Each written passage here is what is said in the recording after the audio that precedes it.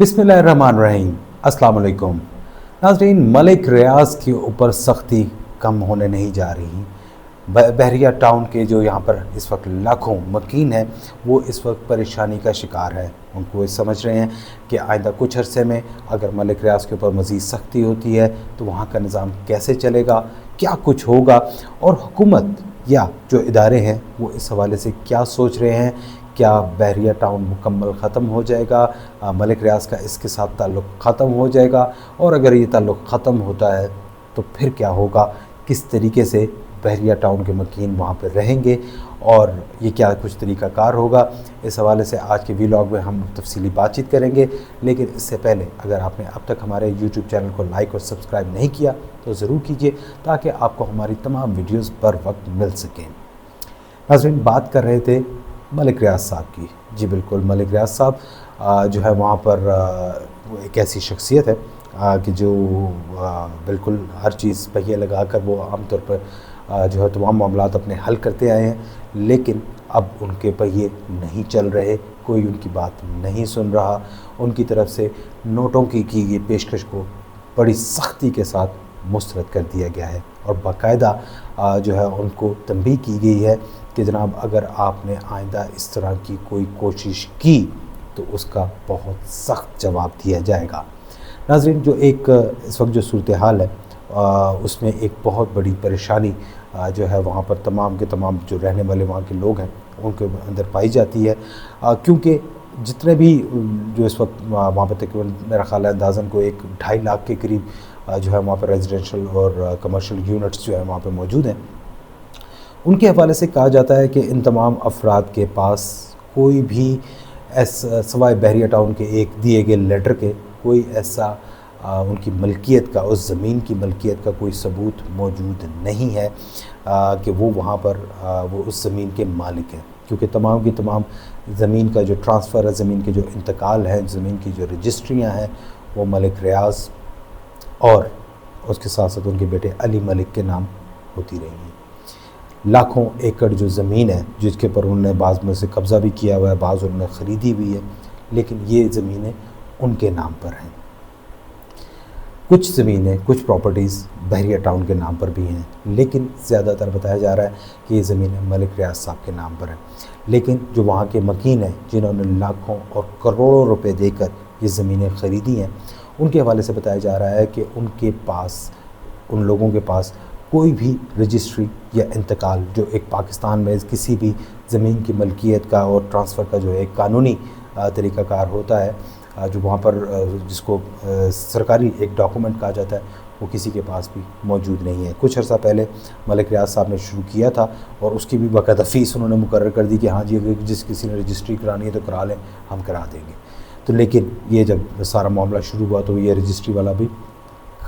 सारा का सारा काम ख़त्म हो गया। अब जो है बताया जा रहा है कि उनके पास ये, क्योंकि वो सारी ज़मीनें उनके नाम हैं, तो अब जो है वहाँ पर अगर ये ज़मीनें कब्ज़े में ले ली जाती हैं तो फिर क्या होगा। फिर ये है कि अगर क्योंकि जो हुकूमत, जो रियासत है, वो अगर इस हवाले से चाहे तो उन तमाम चीज़ों के ऊपर, ज़मीनों के ऊपर सिर्फ उनको अगर एक वो सिर्फ सेक्शन 4 उसको कहा जाता है, अगर एक सेक्शन 4 भी लगा दिया जाए कि जनाब ये हुकूमत को ज़रूरत है तो वो तमाम की तमाम ज़मीनों के ऊपर कब्ज़ा कर सकती है, लेकिन ऐसा होगा नहीं। नाज़रीन, एक दिलचस्प बात सॉरी मेरे जहन में अभी अचानक आई, वो मैं आपको बताता चलूँ कि मलिक रियाज साहब ने जो वहाँ पर अपना लेटर देते हैं बहरिया टाउन की मलकियत का, उसकी वैल्यू ये है कि वो अगर आप किसी बैंक में जाकर लोन के लिए अप्लाई कर रहे हो और आप वहाँ पर वो डॉक्यूमेंट दें तो आपको वो लोन नहीं दिया जाता।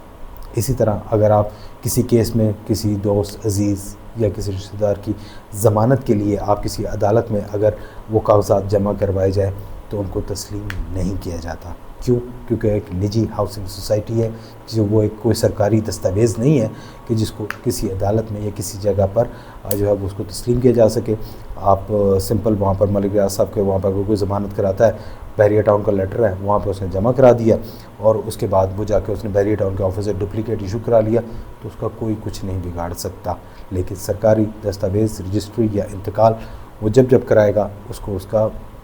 मुकम्मल उसका खाते जो है उसको देने पड़ेंगे। तो ये एक बात अचानक ही जहन में आ गई थी मलिक रियाज साहब का जो है वहाँ पर उन्होंने उनके हवाले से इत्तलात ये मौसूल हुई हैं कि उन्होंने वहाँ पर काफ़ी कोशिशें की हैं, अभी भी वो कोशिश कर रहे हैं, और बाकायदा तौर पर उन्होंने कुछ आला हुकाम के साथ रब्ता किया और माफ़ी तलाफ़ी की कोशिश की, और उनका कहना था कि जनाब हमारे साथ मामला तय करें, हमारे साथ बैठ के बात करें, हम जो बनता है आप हमसे लें जी, हम तो देने को तैयार हैं, पैसे भी देने को तैयार हैं। बाकायदा उन्होंने जो तहरीरी वहाँ पर ट्वीट किया था, वहाँ पर एक उसमें भी उन्होंने पैसों की ऑफ़र तो वो बतौर रियासत पाकिस्तान को की थी, लेकिन बताया जाता है कि कुछ उन्होंने लोगों को भी जो है वहाँ पर बराह रास्त रब्ता किया है और उनको कहा है कि जनाब हमारे मामला सीधे करा दें, हमारे बातचीत करा दें। लेकिन जो यहाँ पर दूसरी जानिब से उनको बहुत सख्त इसका जवाब दिया गया और कहा गया कि ऐसी पेशकश आइंदा मत कीजिएगा, ये आपके लिए मज़ीद नुकसानदेह साबित होगी। जिसके बाद मलिक साहब उस वाले से चुप हो गए, लेकिन जो सुनने में आ रहा है, जो हमारे इत्तलात है उस वाले से कि बाकायदा तौर पर इस चीज़ पर गौर किया जा रहा है कि बहरिया टाउन का कंट्रोल अगर मलिक रियाज के पास ना हो, ये कंट्रोल उनसे ले लिया जाए, तो फिर बहरिया टाउन को कैसे चलाया जाएगा। बहरिया टाउन के 50,000 के करीब मुलाजमीन हैं, उन सब की तनख्वाहें कहाँ से दी जाएंगी, कौन देगा, क्या होगा। जो इसमें एक तजवीज़ आई है वो ये वहाँ पर है कि इसको कॉरपोरेट हाउसिंग सोसाइटी के तौर के ऊपर इसको बाकायदा तौर पर रजिस्टर किया जाएगा, जिसमें जिसका तरीक़ाकार आमतौर पर मैं आपको कानूनी इसका तरीका बता देता हूँ कि उसमें ज़िले इंतज़ामिया के कोई भी एक अफसर, कोई भी असिस्टेंट कमिश्नर, डिप्टी कमिश्नर या कोई भी अफसरान, मेरा ख़्याल है कि ये क्योंकि बड़ा मामला है तो इसमें कम से कम डिप्टी कमिश्नर लेवल के जो अफसरान होंगे वो उस सोसाइटी के सदर के तौर पर तमाम मामला संभाल लेंगे वक्ती तौर पर, और उसमें जो है कुछ अरसा जो है वहाँ पर वो तमाम माली मामला देखेंगे, उसकी ज़मीनों का हिसाब किताब देखेंगे, लेन देन के जो मामलात हैं, मुलाजमीन जो हैं उनकी तनख्वाहों का बंदोबस्त कैसे होगा, ये वो तमाम मामला जो है कुछ अरसा वो देखेंगे। 6 महीने से 1 साल का वक्त होगा, वो उसमें तमाम मामला देखने के बाद बाकायदा तौर पर जिस तरह बाकी जो कॉर्पोरेट हाउसिंग सोसाइटीज़ होती हैं उनमें इलेक्शन करवाए जाते हैं। जो भी रेजिडेंट जो उसका मेंबर होगा वो वहाँ पर उस इलेक्शन में कॉन्टेस्ट कर सकता है, ग्रुप बना के भी कर सकते हैं और इंडिविजुअल बेसिस में भी कर सकते हैं, और उसके बाद वो जो पूरा ग्रुप है वो वहाँ पर आकर उस पूरे इलाके का, मिसाल के तौर पर रावलपिंडी बहरिया टाउन 1 2 3 4 है, तो हो सकता है कि ये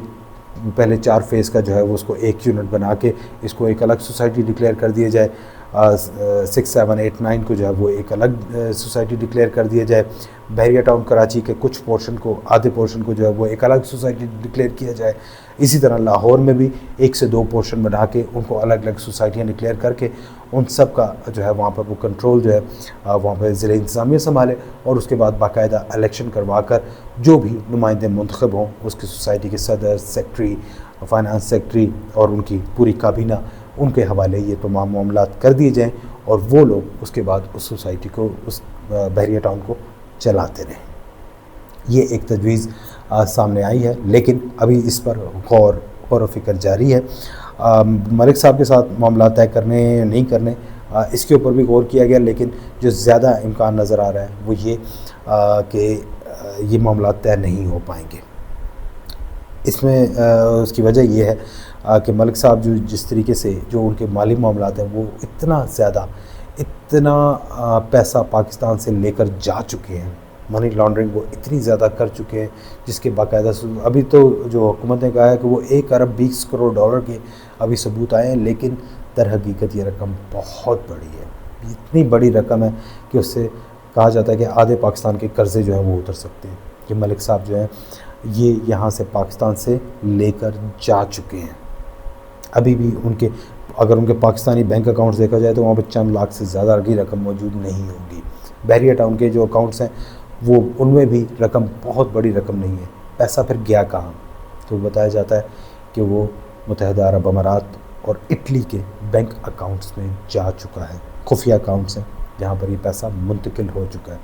लेकिन इनके सबूत जो है वो वहाँ पर कानून नाफिज करने वाले इदारों के पास पहुँच चुके हैं। उनको ये तमाम तफसीलात पता है और उन्होंने बाकायदा तौर पर मलिक रियाज को भी इस हवाले से बताया है कि जनाब ये इनका ज़रा हिसाब किताब आप दे दें।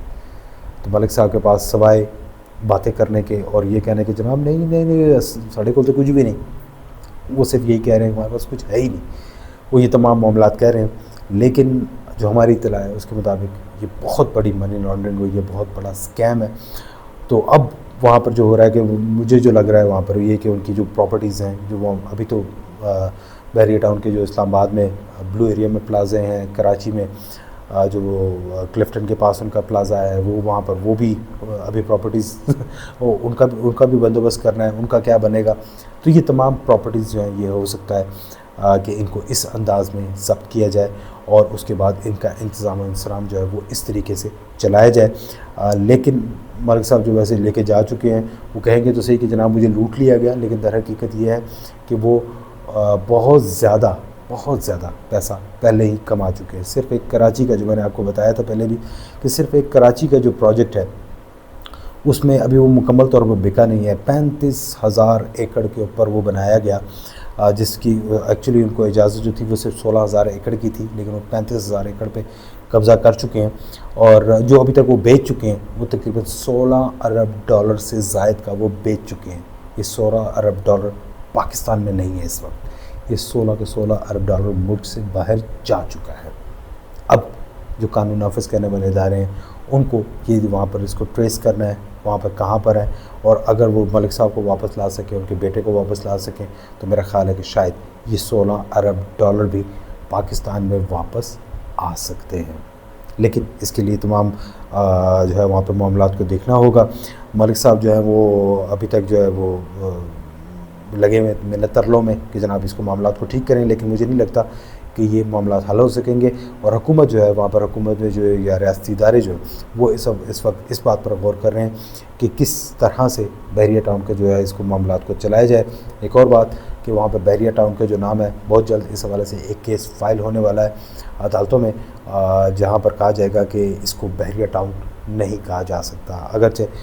इस हवाले से सुप्रीम कोर्ट की वहाँ पर ये केस लेकर गए थे वहाँ पर, और वहाँ पर भी बाकायदा तौर पर बहरिया की जो सुस्ती ही मैं कहूँगा कि वहाँ पर ये केस हार चुके हैं। लेकिन अब ये नाम शायद उनसे वापस लिया जाएगा और आइंदा कुछ दिनों में ये केस बाकायदा फ़ाइल किया जाएगा, जिसके बाद उनसे ये नाम भी बहरिया टाउन का छीन लिया जाएगा और उसको फिर वो जो भी नाम देना चाहें, और हो सकता है कि जो है नया नाम जो नई हाउसिंग सोसाइटी का कोई रखा जाएगा वही इसका नाम होगा।